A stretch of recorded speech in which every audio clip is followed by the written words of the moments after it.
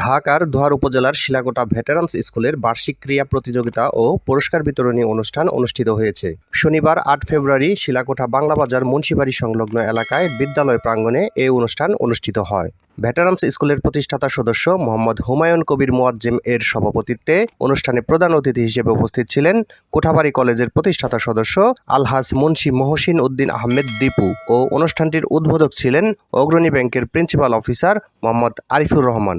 ভেটারান্স স্কুলের principal advocate Saif Ali Khan এর সঞ্চালনায় আরও উপস্থিত ছিলেন কোঠাবাড়ি কলেজের অধ্যক্ষ রবীন্দ্রনাথ মণ্ডল, শিলাকোটা উচ্চ বিদ্যালয়ের প্রধান শিক্ষক মোহাম্মদ আয়ুব আলী, সুন্দরীপাড়া রূপালী যুব সংঘের সভাপতি হুমায়ুন কবির মোল্লা, ভেটারান্স স্কুলের প্রতিষ্ঠাতা সদস্য মোহাম্মদ নাসির উদ্দিন অপু, কামরুল ইসলাম সবুজ, আবুল খায়ের রুবেল, প্লাবন পলাশ খান, তালুকদার মোহাম্মদ রিপন, শেখ মোহাম্মদ নাজমুল ও কাজী আক্কাস সহ আরও অনেকে।